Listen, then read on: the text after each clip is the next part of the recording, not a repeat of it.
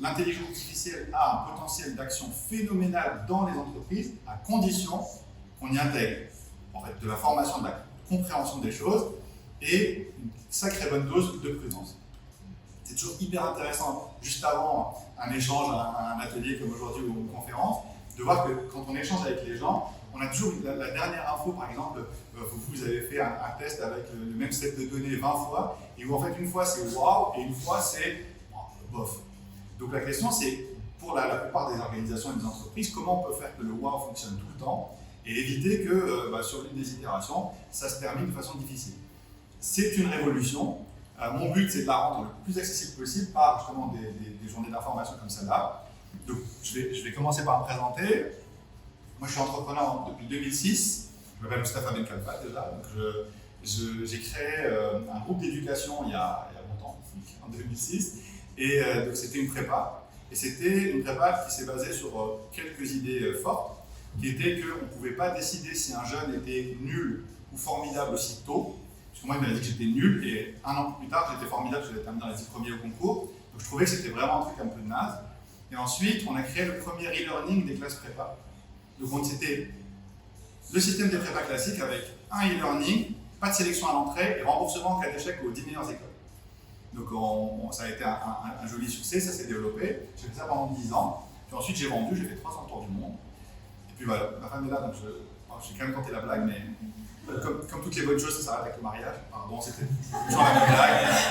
En fait, ça s'arrête avec la vie d'homme marié, non pas avec le mariage en soi. Mais disons qu'on est rentré parce que et en rentrant, j'ai créé Jobtimize et aujourd'hui Jobtimind.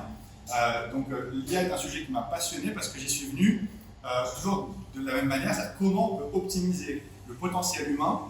Et donc ça a commencé avec le e-learning quand j'étais dans les classes prépa et aujourd'hui, par rapport à nos métiers, par rapport à notre vie, par rapport à une société où on a quand même ces sujets de burn-out, de quête de sens, est-ce que l'IA est une menace ou au contraire est une opportunité? Donc, ces sujets-là, je les travaille chez LinkedIn Learning, parce que je travaille chez LinkedIn Learning où j'ai fait justement des interventions sur la quête de sens, le télétravail, etc. Puis maintenant, je travaille beaucoup sur l'intelligence artificielle appliquée, en se disant, c'est un sujet tellement vaste qu'on peut se demander où est-ce qu'on a un usage, un intérêt fort à l'intégrer. J'ai également publié une dizaine de livres, le dernier étant sur la reconversion professionnelle.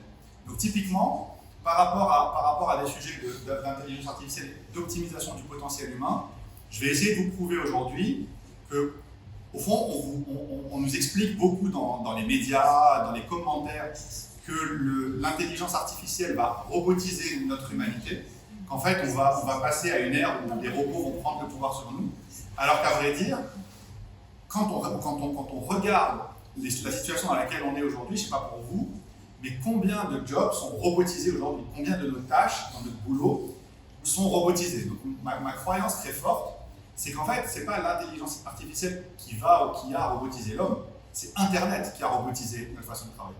On a tous des tâches, tu ne peux pas tout à fait faire copier-coller à l'infini, auquel cas tu passerais tes 35 heures à copier-coller, mais non, il y a une petite part d'intervention, mais en fait c'est d'un pénible atroce, mais tu peux quand même pas complètement tricher. Donc, c'est les réponses aux mails, c'est quand on fait toutes nos communications, mais il y a également des trucs où, par exemple, dans le monde de la formation, qui est un monde qui m'intéresse beaucoup, combien d'entre nous avons assisté à des formations de 2 jours, d'une demi-journée, etc. Qu'est-ce qu'il nous en reste?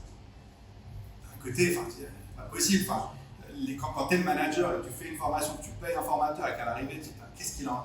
ça rend dingue, quoi. Puis après, 2 mois plus tard, tu as oublié un peu, c'est la magie de l'être humain, heureusement il oublie toutes ces mauvaises expériences, et tu rappelles un formateur pour refaire une formation, etc. Le fait est que là, il y a la possibilité de considérablement améliorer, par exemple, cette transmission d'informations. Et dans les entreprises de formation, on voit bien que on va avoir plutôt une tendance qui va être, tu as la formation, mais on va surtout t'aider à accéder à l'information dont tu as besoin au moment où tu en as besoin. Là encore, comme je disais tout à l'heure, ma femme est enceinte, je suis très heureux. Et quand ta femme est enceinte, pour le sommeil, pour tous les trucs de bébé, déjà elle est là, donc elle m'a envoyé 25 pages de la clinique où on va, enfin non, c'est même pas le nom de la clinique, c'est pas tout à fait de Santa Maria. Voilà. Et tous les gens qui te parlent de sommeil, de machin chouette, etc. Comme si avec ma vie, ça fait le temps de me taper à peu près 1 millier de pages sur à peu près tous les sujets de bébé. Ce que je suis en train de faire, c'est que je crée mon IA dans laquelle je mets ce genre d'informations. Et puis, si j'ai besoin d'une info spécifique, je lui demande de me répondre spécifiquement. On va le voir, c'est pas aussi simple que enfin, c'est pas ChatGPT, puisque j'ai aussi mis un certain nombre de garde-fous pour qu'elle me donne la réponse en me donnant la source. J'en profite. Est-ce que vous savez pourquoi, quand vous demandez la plupart du temps sa source à ChatGPT, sauf récemment quand il lui donne les sources des liens qui sont un peu pourris d'ailleurs, pourquoi ChatGPT ne donnait pas ses sources? Pourquoi quand vous demandiez, dis-moi d'où ça vient, ça ne répondait pas? Il y en a plusieurs peut-être. Il y en a plusieurs, c'est vrai. Plusieurs réponses. Il pourrait faire une liste, ça va, il fait ce qu'il fait, a priori, c'est très peu. Oui, il synthétise surtout, en fait, c'est pas toujours la même réponse alors que tu as posé la même question. Donc ça, c'est un premier point. Mais le point le plus rigolo, c'est qu'en fait, ChatGPT est allé chercher toutes les données de à peu près tout, sans demander la permission à peu près personne. Et donc, s'il commence à citer tout ce qu'il a utilisé, il va enrichir. Moi, demain, je fais une formation en reconversion avocat.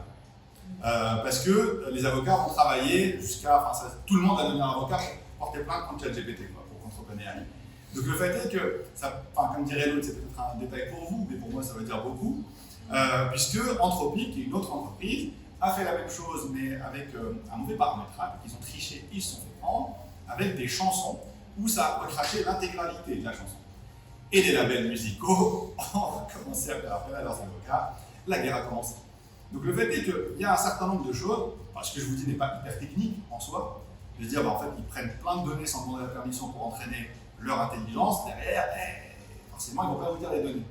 En fait, souvent, ce que vous pouvez comprendre de l'intelligence artificielle, c'est ça. C'est que, paradoxalement, ça vous a l'air super compliqué dans l'écrasante majorité des cas, alors que si on devait expliquer les réseaux sociaux, en fait, si aujourd'hui, on recréait Internet, les réseaux sociaux et l'IA, pour à peu près tout le monde, ce serait infiniment plus simple de comprendre l'IA que comment se loguer sur Facebook, les likes, le truc, tous les outils qu'on utilise au quotidien.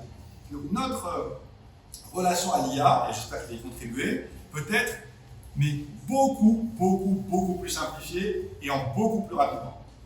Donc mon travail à moi, c'est de passer de je suis nul, j'y comprends rien, ça va me remplacer, à j'ai créé mon IA, je dois nettoyer mes données et c'est facile et même limité dans son action. Donc mon travail, c'est de commencer par des sessions comme celle-là d'information, ensuite de faire des formations alors dans les entreprises qui durent entre 3 et 5-6 heures, où à l'issue de 5-6 heures, les gens peuvent créer leur propre IA, et ensuite d'avoir une logique de transformation par l'intérieur avec une logique bac à sable, c'est-à-dire que les gens créent leur IA, puis commencent à s'entraîner dessus. L'un des biais d'adoption les plus forts de l'intelligence artificielle aujourd'hui, c'est qu'on est malade d'Internet.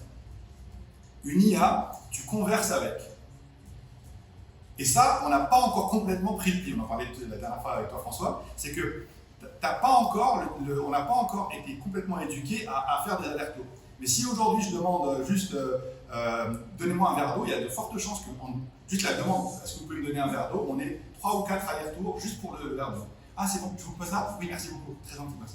En fait, il va y avoir des allers-retours entre moi et la personne qui me donne simplement un verre d'eau, juste pour la demande d'un verre d'eau. Mais quand on utilise une IA, on n'a pas encore le réflexe d'avoir les mêmes allers-retours. Or, si tu commences à converser avec ton IA et à lui dire ah ben non, là c'est pas tout à fait ça, c'est pas. D'un seul coup, ton potentiel d'amélioration de ton utilisation devient énorme. Ce sont des IA génératives, des IA conversationnelles. Tout l'enjeu, c'est de vous entraîner à discuter avec. Okay, et la transformation, c'est aussi de toucher du doigt un certain nombre des limites. C'est-à-dire que dans la presse, on vous explique que vous êtes foutu, vous allez être remplacé, etc. Alors qu'en fait, globalement, il y a tout à fait la possibilité de l'intégrer et d'améliorer votre qualité de vie sans forcément que ce soit au contraire quelque chose qui va vous remplacer ou entrer en conflit avec votre action au quotidien. J'en profite pour dire, je pense qu'ici on a tous, on a vendu, on utilise des logiciels, on sait tous qu'on nous a expliqué je ne sais combien de fois que ça allait remplacer l'homme, que ça allait nous permettre de tout régler et qu'on aurait beaucoup moins de boulot. Donc Internet n'a pas arrêté de nous faire la promesse que ça allait nous remplacer, qu'on allait avoir beaucoup moins de boulot, et on galère à recruter les gens, on a des gens qui sont surmenés, Donc, souvent avec la technologie, on part du principe oh là là, cette technologie peut remplacer les caissiers, les machins, les ceci, les cela, comme avec d'ailleurs les bornes, etc. Mais on oublie que la technologie crée ses propres besoins. Internet a créé des métiers, a créé des problèmes. Et en fait, ces problèmes ont créé des métiers, des jobs pour des gens pour les régler. Avec l'intelligence artificielle, ça va être strictement la même chose. Donc c'est dans cet environnement relativement anxiogène, si on raisonne à tenter, on dit bah voilà, on va tirer le fil et on va voir tout ce qui peut être remplacé. Il faudrait également tirer le fil et voir tout ce qui va être créé. Et quand les gens. Faire plus. Faire plus, oui. C'est ce qu'on demande de toute façon, d'être encore plus productif, de fabriquer encore plus de choses. Tout à fait, tout à fait. Et en fait, cette réflexion me fait penser à quelque chose que j'avais vécu récemment. C'était avec l'argent. Je m'étais dit, mais comment ça se fait que ça parte si vite? Alors moi, j'ai fait le tour du monde pendant 3 ans, j'avais 2 shorts et 4 t-shirts, le minimalisme, c'est formidable. Mais là, quand tu reviens dans la société, tu te dis, parce qu'à un moment, pendant que je dors, il y a quelque chose qui va dans mon compte.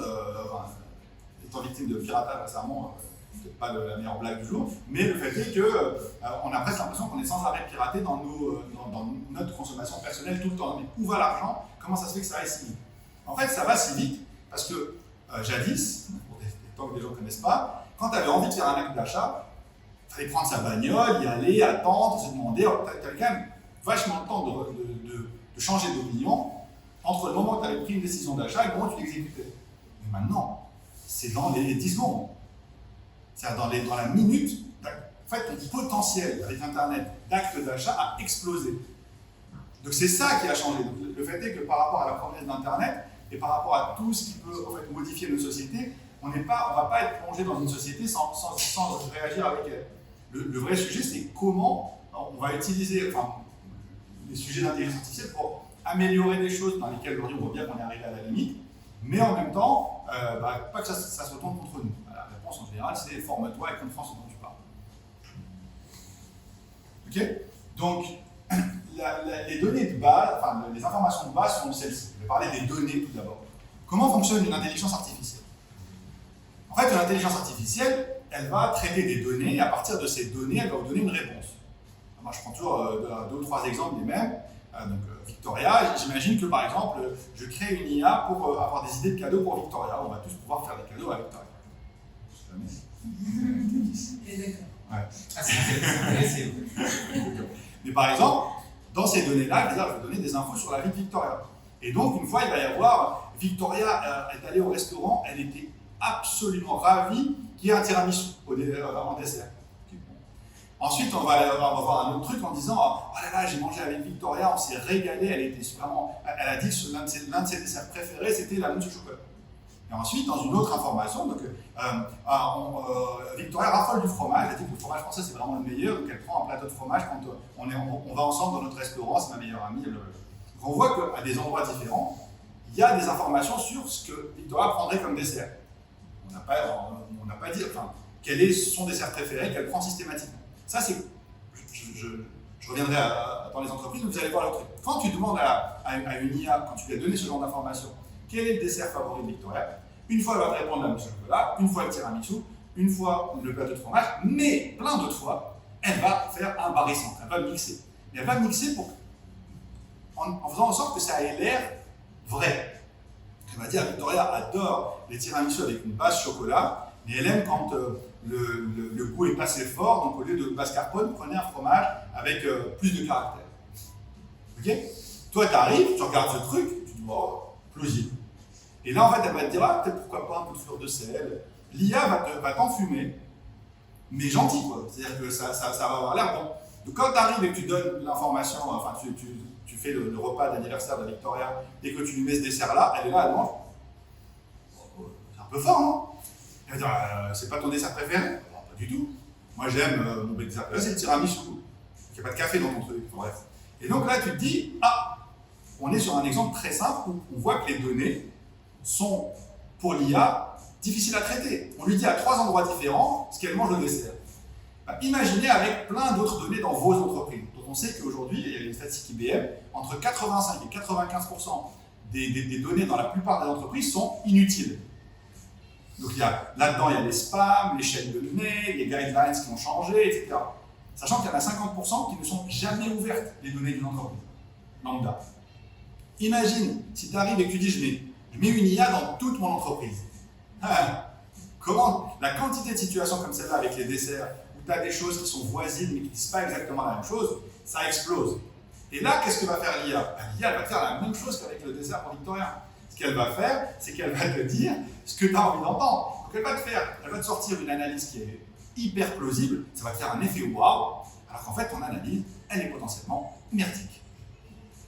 C'est ça le problème. Donc en fait, si tu lâches toutes tes données dans une IA et que tu n'as pas cette formation, cette vigilance, tu vas progressivement en fait te laisser aller. Là, si tu veux que ton IA fonctionne bien, là aussi vous pouvez faire le test avec Bard, ChatGPT, comment éviter qu'une IA hallucine ou fasse des choses qui ne sont pas voulues, vous allez voir que la réponse est de l'humain, de l'humain, de l'humain, de l'humain, de l'humain. Donc pour une IA qui va le remplacer, je trouve qu'elle a quand même vachement besoin de nous. Mais en l'occurrence, faites le test. Pour mitiger les problèmes de l'IA, ça va créer un tas de jobs humains. Bon, c'est le mien, donc on va en parler. Mais le fait est que la première chose que vous devez avoir en tête, c'est les données. Ensuite, on parle de problèmes potentiels, j'entrerai là-dedans, mais il y a des forces. En fait, cette interaction avec une IA, si on revient à l'exemple avec la grossesse et tous les trucs qu'il y a à lire, quand vous lisez un livre, quand vous lisez une information, combien de fois vous avez le « j'ai pas pensé »,« ah mince, j'ai pas pensé ». On ne mobilise pas, on n'a pas la capacité sans arrêt de mobiliser tous les apprentissages qu'on a eus. Alors moi, je suis un gros lecteur et parfois je me souviens, enfin dans un livre, tu as 500 pages, j'ai passé une vie quoi, avec ce bouquin, je me souviens de 2 trucs. Et le reste, récemment j'ai lu La joueuse de Go, je me souviens plus de la fin. C'est un truc classique avec moi, je me souviens jamais de la fin des bouquins. Donc je l'ai lu quand même, j'ai passé du temps et pourtant je m'en souviens pas. Imaginez dans les entreprises, sur les coachings commerciaux, sur les onboarding, les foires aux questions, les mesures de sécurité, là ça rigole moins, tous les trucs qu'on doit améliorer, la gestion de projet, si on était capable d'avoir une sorte de pense-bête qui régulièrement nous dit attends, révision rapide. En gestion de projet, est-ce que tu as pensé à ça? Ah oui, c'est vrai. Et ça aussi, c'est l'un des biais de l'intelligence artificielle. Ça a des forces énormes, mais nous, souvent, quand on est très mal éduqué par ChatGPT par rapport à l'IA, parce qu'on attend un effet wow tout le temps. Quand tu demandes à l'IA, fais-moi ma politique Instagram pour les 2 prochains mois, c'est vrai que c'est ce qu'elle va te dire au début, elle va te dire des banalités. Mais des banalités que tu n'appliques pas en fait. C'est-à-dire que moi je vois par exemple je travaille chez LinkedIn, mais en gros quand tu vois sur les guidelines pour les réseaux sociaux, encore ma femme m'avait prévenu, tu vas écouter sa femme, elle m'avait dit fais pas ça. Il y a 4 ans, elle m'a dit fais pas ça, ça ne marchera pas, Instagram, tu peux pas arriver avec un discours technique sur Instagram, machin, ça, c'est pas bon. Évidemment, la première chose que j'ai fait, c'est arrête, entrepreneur depuis 20 ans. Tu parles, évidemment, j'ai foiré complet, je suis plus sur Instagram. Mais le fait est que quand tu regardes des gens que je connais, que j'accompagne en tant que consultant dans leur business, ceux qui sont les plus réguliers et qui vraiment appliquent les trucs banals et les appliquent de façon hyper rigoureuse, en fait, c'est quasiment tout le temps du succès, quoi. Donc tu te dis, ok, on a cette attente de l'effet waouh, mais c'est l'une des plus grandes conneries. Il ne faut pas avoir l'attente de l'effet waouh, il faut que tu te dises tout ce que je ne fais pas au quotidien, et ben là, je vais avoir quelqu'un, une sorte enfin, encore, j'ai demandé à ma femme de me dire de boire de l'eau, boire de l'eau, elle me dit pourquoi tu me demandes à moi, parce que je sais que tu vas m'embêter. Donc c'est un peu pareil avec ton IA, c'est qu'il y a une sorte de morbac qui ne lâche pas, qui dit t'as fait ton truc? Non, bon ok, allez, j'y vais. Donc il y a toutes ces choses qu'on ne fait pas, c'est pas comme si on était parfait. Une IA a la force de pouvoir nous apporter une quantité de vigilance, de trucs qu'on ne fait pas et qu'on fait, basés sur par exemple nos bouquins préférés, nos méthodes préférées, etc. Ensuite, il y a les fantasmes, et là il faut dire que c'est quand même magique. Un truc, des métaphores que j'utilise en ce moment, parce que c'est vrai que cette entrée dans le monde de l'IA m'a... Je trouvais qu'on était dans un monde bizarre, là maintenant on a dépassé, on est dans l'hyperespace. Quand il y a eu des annonces d'OpenAI, avant le drame, quand Sam Altman dit ça y est, les GPT sont partout, accessibles, hyper fluides, en fait, tu as plein de gens qui parlent d'IA, qui ont commencé à commenter. Ouais, ça y est, on peut faire ça y est, on peut faire ci, ça y est. Et moi, ça m'a fait le même effet que si quelqu'un regardait et disait ah tiens, le ciel est violet. Et quelqu'un d'autre arrivait derrière en disant oh, j'aime beaucoup ces teintes de violet dans le ciel, ça me rappelle une veste que j'aimais beaucoup. Ah, je vois, une troisième personne, je vois ce ciel violet, je suis fan de la Fiorentina, c'est vraiment très plaisant. Et toi, tu arrives, tu regardes, il est gris, qu'est-ce qui se passe? Et donc, tu vas voir ton médecin en disant je pense qu'il y a une sorte de forme de daltonisme bizarre qui est en train de me frapper. je ne comprends pas ce qui se passe. C'était la même chose. Les gens en ont parlé et ont commenté, ils ont fantasmé, mais ils n'y sont jamais allés. Ils ont parlé d'une plateforme qui venait de sortir sans y aller. On est quand même chez les fous. Et donc, forcément, ça fait flipper tout le monde parce que tu mixes ça avec la science-fiction et tu arrives sur quelque chose qui est une sorte de défiance, de distance entre la réalité qui est franchement assez facile et la façon dont les gens le voient. Et l'autre truc assez rigolo, c'est que j'ai jamais vu une techno où les gens sont contents quand elle ne marche pas. À part l'IA. Tu ressens une sorte de soulagement quand ils voient les limites de l'IA. Et c'est vrai que, vu qu'on nous a annoncé que ça allait remplacer les RH, remplacer le partenariat, remplacer tout ça, ça a fait flipper tout le monde. La presse n'a pas arrêté de nous dire qu'on est foutu, qu'on est mort, qu'on ne travaillera plus. Et donc, quand tu montres aux gens que, de toute manière, si tu lui donnes des données qui ne peuvent pas être organisées correctement, ça va foirer, forcément. J'en profite pour dire que là, c'est une présentation de grand public, donc je ne rentre pas dans le détail technique. On a aujourd'hui des outils qui vous permettent de noter si l'IA est en train de dire une bêtise, si elle hallucine, etc. En tout cas, d'en approcher. Et moi, je fais comme si ces outils-là n'existaient pas. Pour une raison simple. Un outil qui existe, mais à 5 millions de dollars, pour moi, il n'existe pas. Je veux dire, il y a des outils qui existent, il y a mon utilisation, et il y a ce que la majorité des gens ne peuvent pas se payer. Bah, si la majorité des gens ne peuvent pas se le payer, pour moi, je les zappe. Je considère que c'est juste... on n'en parle pas, quoi. Alors, si c'est ça le prix pour que ça marche, c'est comme si ça ne marchait pas. On ne vient pas en vous disant, voilà, tu peux t'acheter une bagnole, ok, c'est 10 000 balles, en revanche, le permis de conduire, c'est 2,5 millions. Voilà, ta bagnole, elle est foutue, quoi. On n'en parle pas, quoi.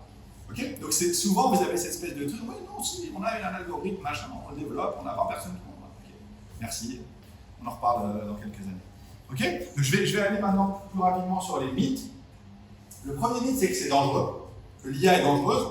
Et ce mythe-là, c'est pas que c'est un mythe, hein, c'est vrai, mais en fait, il y a quoi qui n'est pas dangereux dans notre environnement d'Internet? On a quand même des drones tueurs, de la pédophilie en ligne, du darknet, tu peux imprimer ton flingue avec l'imprimante 3D, à la limite tu peux avoir, il t'envoie des cadeaux pour Noël, enfin le type qui t'a vendu le cours t'envoie un cadeau pour Noël, on est chez les fous. Donc en fait, le truc c'est qu'à chaque fois que vous allez évaluer les dangers d'à peu près tout, bien, on va parler d'informatique quantique, toutes les innovations, demandez-vous si vous êtes juste dans une société qui a peur du progrès et mettez en balance avec l'existant. Et franchement, ça calme. On se dit, bon, moi, il n'y a personne qui a essayé de me tuer en allant acheter mes croissants. Bon, bah, finalement, ça va, la société n'est pas non plus l'espèce de bain de sang permanent qu'on nous décrit. Donc au fond, au même titre qu'on nous avait annoncé avec Internet que ce serait l'apocalypse, quand on met en balance avec la réalité, ça calme sur les usages de l'IA. Oui, il y a des usages de l'IA qui peuvent être délétères, mais comme il y a à peu près tous les usages sur énormément de sujets qui peuvent l'être également. Donc ça, c'est le premier mythe. Là encore, je bats en brèche le truc des médias. Le mythe numéro 2, c'est que l'IA, c'est ChatGPT. Ça, dans le monde des entreprises, c'est quand même un truc qui est inquiétant. Puisque moi, le concept, tu peux l'utiliser, mais il faut être vigilant, il ne croit pas. J'y reviendrai, il y a des études qui l'ont montré. C'est soit tu formes les gens à l'utiliser, mais si tu ne prends pas en charge le sujet, le niveau de vigilance des gens baisse. Donc c'est vrai que commencer l'IA dans l'entreprise avec ChatGPT, c'est quand même pas une bonne idée. Surtout qu'il y a des solutions qui existent, qui sont à des coûts très similaires et qui vont permettre aux gens d'avoir une IA sécurisée comme celle que nous on a et qu'on a créée en interne, où tu as tes données, tes trucs, et c'est très similaire, mais au moins tu es dans un cadre prudent. De la même manière que les gens disent non mais nous, de toute façon on dit à nos employés de ne pas l'utiliser, donc en fait soit tu les laisses utiliser ChatGPT, tu le prends en interne sans le cadrer, auquel cas c'est dangereux, mais aussi leur dire on ne communique pas, le sujet intelligence artificielle c'est que pour les techniciens.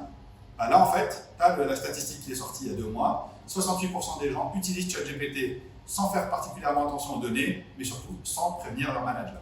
Et avant de venir dans le tramway, j'avais quelqu'un qui est dans un cabinet de fusion-acquisition et aussi un copain qui m'appelle d'un gros cabinet de conseil, pour le coup un très gros, donc 2 entreprises de conseil où les gars en fait utilisent ChatGPT sans le dire, en mettant les données, on a rien à cirer et en avant également. Donc les patrons disent nous on est en train de réfléchir, c'est encore un peu précoce. Pendant ce temps-là, leurs employés sont en train de tout mettre sur ChatGPT et évidemment c'est la frappe. Donc typiquement là-dessus, c'est quand même un sujet. ChatGPT, c'est grand public. Attention, dans OpenAI, c'est pas pareil. ChatGPT et OpenAI, c'est pas pareil. ChatGPT, c'est toutes les données, pas de contrôle et t'as pas d'infos. Tu peux tout à fait utiliser la puissance d'OpenAI, mais plus cadrée. Et là, c'est plus la même ratatouille. Donc tout l'intérêt, c'est de travailler sur tes données, de former les gens et de leur mettre ça entre les mains. D'ailleurs, tiens, vous avez parlé tout à l'heure du test. L'utilisation de ChatGPT en entreprise présente plusieurs dangers potentiels. J'ai demandé à ChatGPT. Donc, violation de la confidentialité des données, biais et inexactitudes. Il y en avait 15 des causes. Mais en fait, si vous regardez les solutions, former les employés à reconnaître et à remettre en question les biais potentiels. Est-ce que ici, quelqu'un a reçu une formation spécifique sur ChatGPT, l'IA? Ça, c'est ChatGPT qui C'est ChatGPT qui a comme ça. sur lui-même. Ouais, bien sûr. Après, sinon, le mec il ment, mais là, au bout d'un moment, quand c'est trop gros. Et c'est évident. C'est évident. D'ailleurs, les types l'assument parfaitement. C'est tellement gros, ils ont trop peur de prendre des procès. Ils ne peuvent pas dire le contraire. C'est beaucoup trop vrai. Mais d'ailleurs, pareil sur la confidentialité, mettre en place des protocoles de confidentialité comme la limitation de l'accès à certaines données. Tiens. Quand on parle de périmètre de données, de quoi parle-t-on? Mais moi, je vous avoue que je suis halluciné de voir à quel point les entreprises laissent le vide prospérer. En fait, surtout les plus grandes, celles qui ont des moyens, elles prennent des formations en leadership inspirationnel. Pendant ce temps-là, tu as tous leurs employés qui s'inquiètent du truc et qui vont sur ChatGPT parce qu'ils ont peur d'être remplacés. Sachant que mon cheval de bataille, c'est de dire, j'en parlais tout à l'heure, c'est hyper important quand il y a une nouvelle technologie de booster la maturité très très tôt. Et les technologies deviennent vraiment sexy, vraiment intéressantes quand elles ne sont plus exclusivement entre les mains des gens de la tech. C'est-à-dire qu'en gros, il y a la phrase connue, la guerre est une affaire trop sérieuse pour la laisser aux militaires. Moi je dirais, la technologie est une affaire trop sérieuse pour la laisser aux tech spécialistes seulement. Toute l'histoire de la science et de la technologie, c'est quand des non-tech arrivent à comprendre le travail des tech et qu'ils apportent leur regard, leur autre apport. Là, on est dans des locaux magnifiques et accueillis merveilleusement. Et typiquement, tout le sujet, par exemple, d'une grande entreprise, c'est de se dire comment je réagirais dans des métiers non techniques si j'avais un concurrent qui naissait, boosté par l'IA, avec une idée de l'intelligence artificielle, et qu'on la prenait comme ça, du jour au lendemain, d'un seul coup, hop, ça vient, ça sort. Qu'est-ce que je fais? Alors, tous les gens qui ont fait de la gestion de crise vous répondraient, a priori, les gens ne feront rien. Ils vont être tétanisés. Ils vont être sous le choc et ils ne vont pas pouvoir réagir. Donc, dans les organisations, tout l'intérêt, c'est de préparer les gens pour que si ensuite, par exemple, dans nos métiers, moi j'ai aussi une activité de Jobtimis qui est de la reconversion professionnelle, si j'ai un acteur qui vient en promettant un outil de reconversion professionnelle qui est révolutionnaire, blablabla, en étant renseigné sur l'IA, je lui dis, même pas vrai. Je lui réponds, je suis quand même sensible à ça, et donc j'ai une capacité de réponse à un acteur qui vient disrupter en utilisant l'IA, en lui disant oui, mais ta fiabilité est faible, tu as des hallucinations, tu ne peux pas vraiment le prouver, etc., etc. Mais si je suis là, je fais ma vie, je fais des bilans de compétences et de la reconversion professionnelle et du coaching emploi, et que d'un seul coup, il y a une boîte qui arrive à un grand renfort de marketing qui est que Pertino aux États-Unis et qui balance la sauce en disant que c'est une IA qui le fait, qui met des vidéos marketing hyper jolies, moi je suis là, je ne sais pas quoi répondre. Et donc, je suis bloqué. Et pour nous, entreprises françaises et européennes, le défi de l'augmentation de la maturité IA, c'est le défi des années 2020. C'est vraiment un énorme défi. Sinon, on va juste manger, rien, je sais pas, la fois n'était pas bonne, mais on va juste subir des approches méthodologiques, réglementaires qui ne sont pas les nôtres. Et on va se faire complètement avaler par les pays qui sont quand même, qui boostent en fait au niveau de l'IA. Et le pire, ou plutôt le meilleur, c'est que c'est pas très compliqué de faire monter la maturité d'une équipe. Moi, quand je vais dans des entreprises, je dis voilà, vous êtes, je sais pas, 50, prenez 10 personnes. Et ces 10 personnes-là, je vous garantis que dans 6 mois, leur niveau de maturité IA, il sera fascinant pour vous.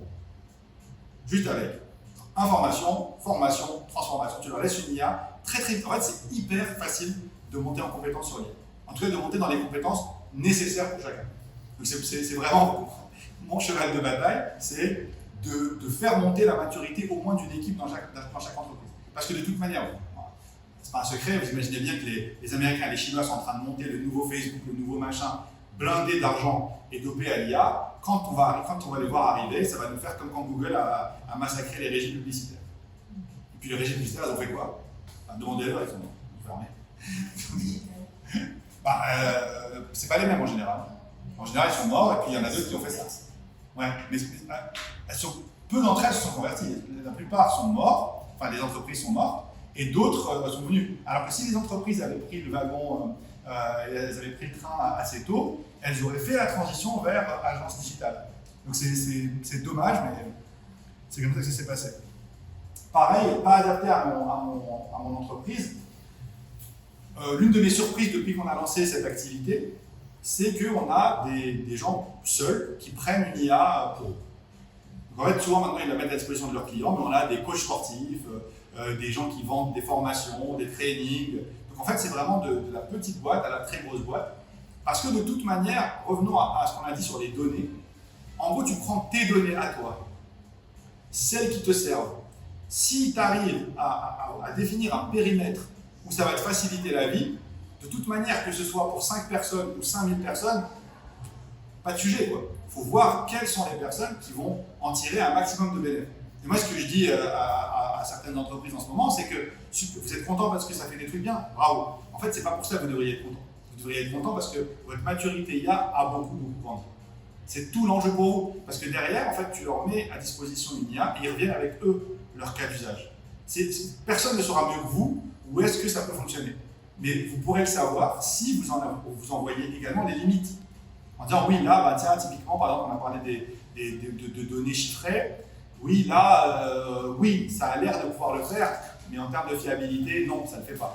Donc, je ne vais pas aller là-dessus, mais je vais aller dans la génération, parce que dans la génération de documents commerciaux, dans la génération d'analyse, parce que là, oui, ça le fait, si ça déraille un peu, c'est pas très grave. Chacun sait où est-ce que ça peut être utile. Juste avant de commencer, j'avais eu une demande pour un groupe hôtelier à Dubaï. En fait, nous, on a notre IA, je lui ai demandé de me faire des slides. C'était vachement bien. Parce que c'est ma façon de voir. Elle m'a pas sorti le truc GPT indifférencié. C'est-à-dire que pour le coup, j'ai même plus besoin de me poser d'autres questions. Elle est complètement cadrée, elle fait comme j'aurais fait. Et ça, c'est vrai elle n'a pas beaucoup de mérite, ou sinon elle en a, ça dépend. Mais on fait toujours les mêmes, quoi. Dans les présentations, les réponses commerciales, par exemple, ceux qui font de la formation, ton syllabus de formation, moi je suis hyper surpris de voir à quel point je passais du temps à monter des programmes de formation, et où en fait maintenant j'ai copié-collé ces programmes de formation, et les gens me remercient plus maintenant, en me disant c'est génial. Alors avant ils ne le faisaient pas, c'est mes données, hein. C'est les mêmes, mais en fait elle a pris mon savoir, et elle me sort mes formations avec mes savoirs, mes méthodes, mais mieux que moi. Et donc je reçois des réponses par mail, c'est exactement ça, c'est génial, dans toutes les langues en plus, c'est quand même dingue. Là, oui, tu te dis, pour même une petite entreprise, ça a de la valeur. Alors ça aussi, comment à Noël vous pouvez reconnaître des imposteurs. Tu as deux catégories. Enfin, dans ce cas-là, dans les gens qui ne connaissent pas bien l'IA, tu as ceux qui disent ah ouais, non, moi, je débute, je suis honnête, je ne connais pas bien, je suis allé 1 ou 2 fois sur ChatGPT. Et tu as les autres. Les autres, c'est un sourire goguenard, un petit clin d'œil en disant ça, l'IA peut le faire. Enfin, de toute façon, c'est ton IA. Et donc, à chaque fois, pour tout, c'est l'IA qui peut le faire. Donc, moi, je vais, bien sûr, le massage des pieds, l'IA peut le faire, le buzz Rogonov, c'est l'IA qui me le fait. En fait, c'est des gens qui, en gros, sont complètement dérivés vers la science-fiction et qui mixent un peu de Matrix, un peu de Robocop ou de Terminator, un peu de ce qu'ils ont vu, et qui considèrent que l'IA peut tout faire. Et ça, c'est vrai qu'en clientèle, j'en rencontre beaucoup. C'est-à-dire les types qui viennent et qui te disent tu vas mettre l'IA dans mon entreprise. Non. Moi, je ne peux pas mettre l'IA dans ton entreprise et garantir quoi que ce soit. En revanche, des périmètres de ton entreprise où je peux mettre l'IA, ça va. Donc, si vous voulez, s'il y avait un truc à retenir aujourd'hui, c'est vraiment ça, c'est de voir quelles sont les zones de travail, de tâches dans votre entreprise, dans votre organisation, qui soit vous découragent, soit vous rapportent pas, soit vous rendent dingue. Il y en a forcément. Et l'idée, c'est vraiment comme une carte où on colorierait quelques parties, mais pas toute la carte. Ok ? J'en profite d'ailleurs par rapport à ces sujets-là. C'est un truc auquel on ne pense pas trop. Vous savez qu'aujourd'hui, il y a beaucoup d'entreprises, beaucoup de secteurs qui n'arrivent plus à retenir les gens. L'un des secteurs, c'est beaucoup l'hôtellerie et la restauration. Et l'une des raisons pour lesquelles ils ne peuvent pas retenir les gens, c'est que les gens déjà ne veulent plus faire ça depuis le Covid, mais en plus, disons que quand tu es à l'accueil d'un hôtel, répondre 60 fois dans la journée que le Wi-Fi il est là, que pour allumer la lumière c'est là, que le petit déjeuner ça ferme à 9h30, non pas 10h30, 9h30, enfin, je sais pas, ça rend fou. Donc il y a plein de tâches qui rendent dingue. Par exemple, il y a une très grande entreprise de travail intérimaire qui ne paye pas au premier de chaque mois, mais paye, je crois, le 10. Et tous les mois, les gens, les agents, qui sont quand même censés trouver du travail aux gens, passent des coups de fil, encore et encore et encore. Donc pendant 10 jours, ils sont quasiment saturés, en tout cas, ils ont beaucoup d'appels, c'est pourquoi je n'ai pas été payé? Alors qu'ils ont écrit partout que c'était au 10 du mois, etc. Donc tu as une quantité de tâches dans nos vies, en fait c'est juste pénible, qu'il faut que ça, typiquement, il y a toute une valeur ajoutée à le donner à une IA qu'elle réponde à ta place. Okay, donc il y a énormément de trucs dans nos vies, dans nos tâches, qui peuvent être délégués. Par exemple, pour vous donner une idée, j'avais fait le calcul, un nombre d'étudiants constants, un nombre de clients constants. J'avais remarqué qu'entre le début de mon activité dans les prépas et la fin, on avait vraiment un résultat constant, les mêmes réussites au concours, les mêmes résultats, les mêmes ce que tu veux, 7 fois plus de volume d'échange. Pour 100 étudiants, tu avais 7 fois plus de mails, de WhatsApp, de communication au bout de 10 ans que 10 ans avant. Valeur ajoutée, 0. C'est-à-dire qu'en fait, c'est juste qu'on a tous ce truc où tu mets tout le monde en copie, désolé, je le fais, en fait, on s'envoie plein de communications inutiles. Dans les journaux, ils vont vous dire, il y a quelqu'un, il s'appelle Mustapha en plus, très bon ça, qui a dit que bientôt, ce serait génial qu'il y ait une IA qui parle avec sa femme et ses enfants. Oui, tout à fait. Parce que quand tu vas, par exemple, prendre un café chez, on aime beaucoup le café de spécialité, et qu'avec Victoria, on se dit on va donner rendez-vous là, ou avec François, avec n'importe qui. Vous avez remarqué la quantité d'échanges WhatsApp qu'on a pour un truc comme rendez-vous à 16h? T'arrives, ouais, je sors, je reviens. T'es installé, oui, je suis au fond. La quantité de messages à la noix qui font que tu sors de ta concentration et qui t'épuisent à la fin, tu te dis mais qu'est-ce que j'ai fait de ma journée? Ou en fait, moi quand j'avais pas de portable, c'est rendez-vous à 16h, si tu es en retard, t'es en salaud et basta. Maintenant, dans les entreprises, dans les organisations, dans la vie, on a surutilisé le côté où on se débarrasse un peu pour se prémunir de trucs, en fait, pour pas dire je suis en retard, à 15h55 je sors de chez moi, donc je suis en retard de 10 minutes, juste, c'est une façon de dire, ouais, je suis en retard. Alors si je deviens Flash Gordon, voilà. Mais ça, dans l'entreprise, la quantité de situations comme celle-là, on n'en parle même pas. Enfin, je ne sais pas si c'est pas que chez moi. Ça crée des inquiétudes, en fait, le fait d'automatiser des choses aussi, enfin, de savoir qu'on peut envoyer un message si on ne le fait pas. Du coup, on est inquiet si on ne l'a pas reçu. C'est vrai. Donc, je pense qu'on devient de plus en plus angoissé. Moi, quand je suis arrivée dans l'entreprise au début, en fait, ce qui m'a vraiment fascinée, c'est que les gens attendaient que que j'accuse réception du email. Et si je ne le faisais pas tout de suite, ils me disaient t'as lu mon email? Et puis pour moi, je réponds à l'email quand j'ai la réponse. Et non pas j'ai lu ton email, je m'en occupe. Et maintenant, en fait, il faut le faire, il faut accuser la réception, sinon tout le monde peut être.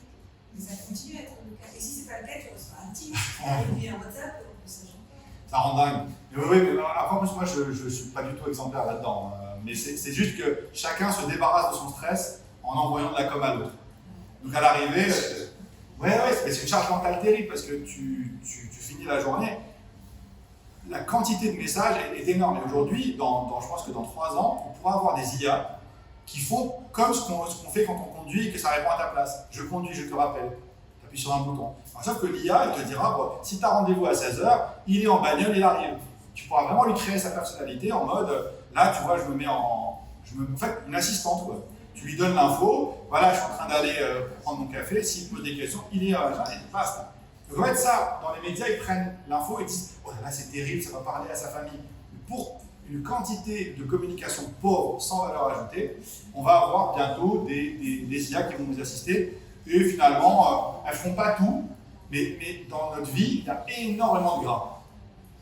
D'où le fait de couper son téléphone, d'aller faire des retraites, etc. De toute façon, on n'en peut plus. Hein. Enfin, je ne sais pas pour vous, mais dans toutes les sociétés, on voit bien que cette espèce d'infobésité avec les news et aussi avec tous les WhatsApp, les machins, les trucs, lâchez-moi, quoi. C'est-à-dire que, donc, on voit qu'il y a un potentiel pour l'IA d'améliorer les défauts d'Internet, qui est quand même, moi je trouve, assez simple. L'autre mythe, j'en ai parlé un peu, c'est je vais attendre. Je vais vous parler juste d'un truc assez basique, c'est l'invention de la bagnole, l'invention des voitures. Quand tu regardes l'invention des voitures, en fait en Europe, entre les États-Unis et l'Europe, on a inventé le cinéma. Quand tu inventes la nouvelle technologie, tu arrives très tôt. Quand tu inventes la bagnole, les bagnoles, super, puis accident de voiture, 3 gosses tués, tu inventes le code de la route. Et tu fais un code de la route pour toi, pour les rues de Londres, pour les rues de Paris. Sauf que les autres qui n'ont pas inventé la bagnole, en Bolivie, en Jordanie, en Algérie ou quoi, un jour ils voient arriver la bagnole, waouh, tac, ils font un accident comme les premiers, et là qu'est-ce qu'ils disent? Il faudrait un code de la route. Ah bah, on va prendre celui des Anglais. Là, tu te retrouves avec les mecs qui roulent de l'autre côté, quoi, dans le monde entier. En fait, tu prends les codes non adaptés à toi. Tu deviens celui qui récupère les rebuts de la modernité. Tu es en aval. Tu as un peu l'espèce de mythe du cimetière des voitures en Afrique. Nous, on va devenir le cimetière de la technologie. Les Américains et les Chinois avancent, et nous, derrière, on récupère après, quoi. On est là pour payer. On n'est pas bon en IA. Il paraît que telle grosse boîte américaine, Microsoft, comment ça s'appelle, enfin tous les vendeurs de logiciels, ils ont leur copilote. Ok, on prend, c'est combien? Cher. Mais bon, c'est normal? Je sais pas. On prend alors. Donc en fait, nous, on est là en train de manger et de payer très cher sans savoir ce qu'on paye. Tu vois, génial, quoi. Donc typiquement, avec l'histoire des bagnoles, quand vous aviez un village au fin fond de la Bolivie, au début, ils ont appliqué les mêmes codes de la route ou dans le désert jordanien qu'à l'intérieur des rues de Londres ou de Paris. C'est complètement absurde. Ce n'était pas du tout adapté à leur environnement. À nous, pareil. Le fait de dire je vais attendre, tu attends juste. En fait, la technologie n'arrête pas d'avancer, donc tu vas sans arrêt être en retard. Ce qui est vraiment complètement. Enfin, je suis un peu passionné, mais moi, je trouve ça complètement con. Désolé, vraiment, je trouve ça complètement fou et tellement absurde. Alors que c'est vrai que tu mets 3 à 5 heures une équipe, très vite les gens comprennent, les gens captent. Donc on est filmé. Entreprise, réveillez-vous.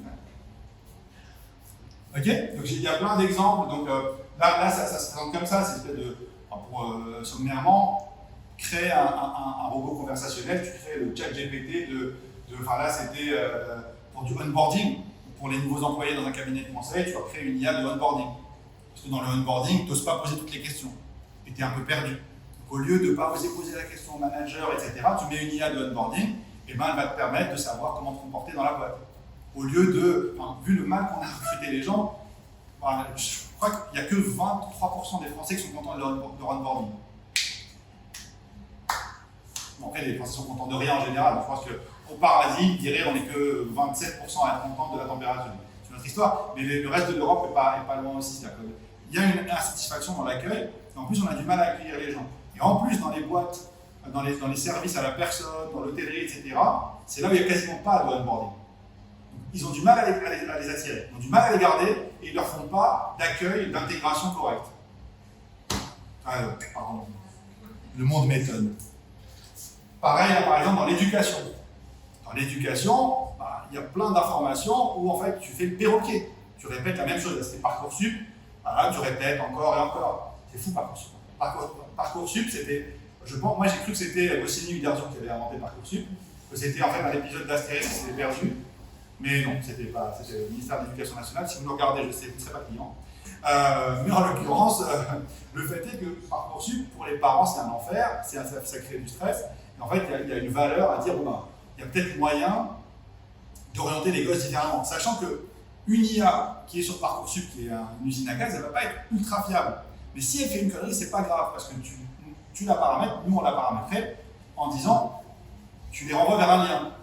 C'est pas un truc qui va appeler à une réaction immédiate. Vous voyez ce que je veux dire? Ça aussi, quand je parle de périmètre, tu as des IA qui, même si elles sont sur des données maltraitées, un peu pourries, en fait, si elles ont tendance à faire des raccourcis, des mix, mais qu'en gros, ça ne prête pas à confusion majeure, c'est pas grave. tu peux l'accepter. Tu peux accepter qu'il y ait 1% d'erreur sur un truc où dans 99%, ça marche.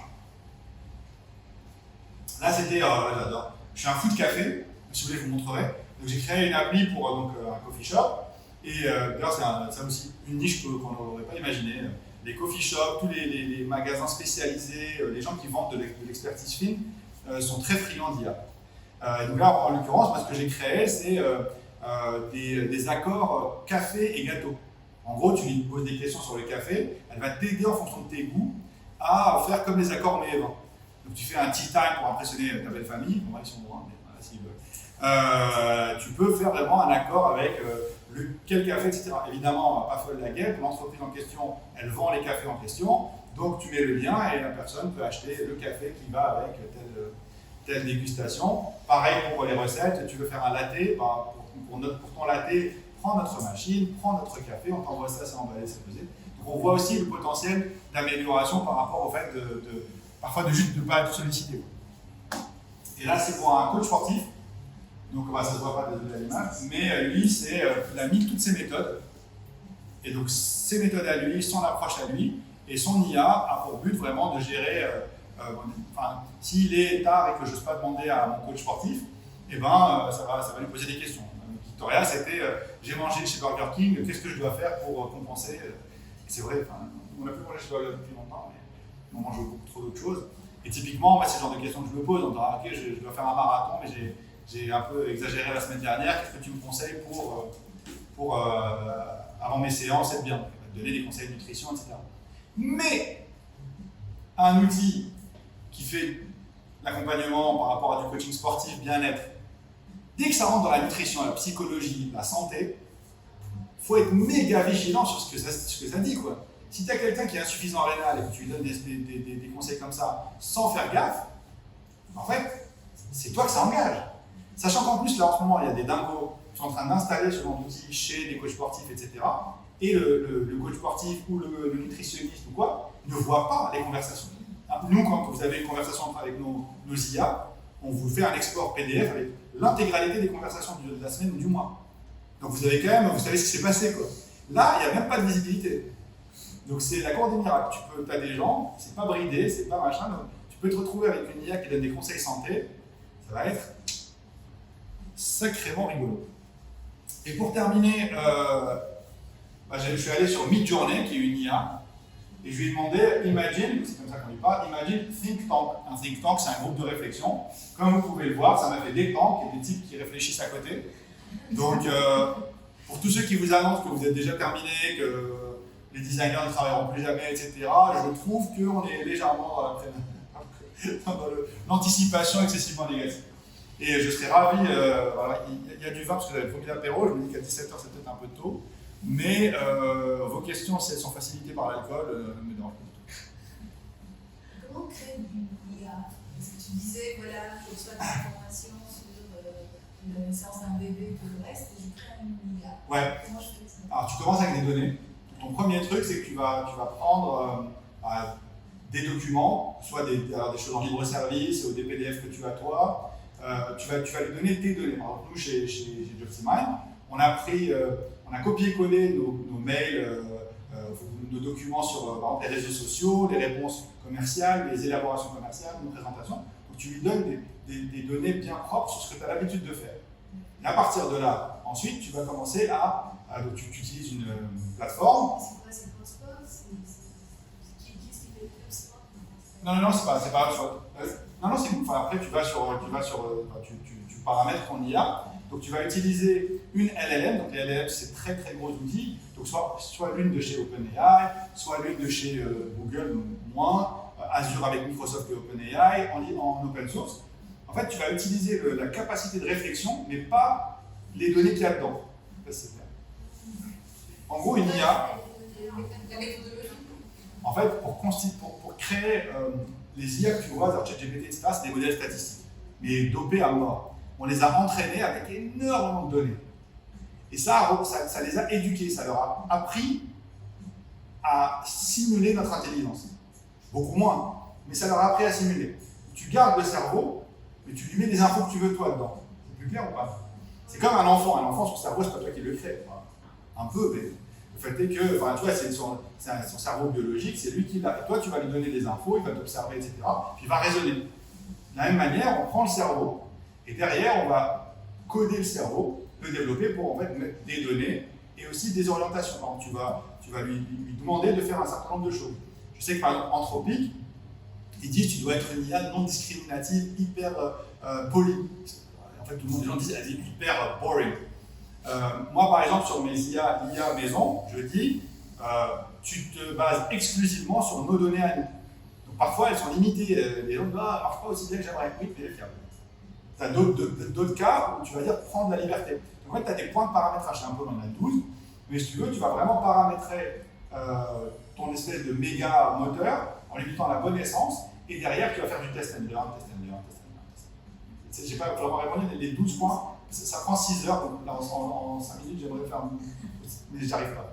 Dis-toi qu'il y a 12 points de paramétrage, que c'est vraiment accessible à des gens qui ne sont pas des développeurs, qu'on utilise des plateformes qui nous permettent de façon humaine de comprendre comment ça fonctionne, et qu'après, la difficulté, c'est vraiment d'ajuster, d'améliorer. Enfin, tu passes du temps à intégrer quelque chose et beaucoup à contrôler. Donc, par exemple, quand on va installer une IA dans une organisation, en général, à V1, les gens sont très contents. Et nous, le but, c'est qu'au bout de 6 mois, c'est encore un cran dessus. Tous les mois, on n'arrête pas de l'améliorer, d'ajouter des trucs, de corriger. Et au bout d'un an, là, c'est top. Ça existe une IA gratuite, des choses qu'on peut utiliser. Ouais, il y en a plein, c'est le problème en fait. En gros, quand c'est gratuit, qui contrôle derrière?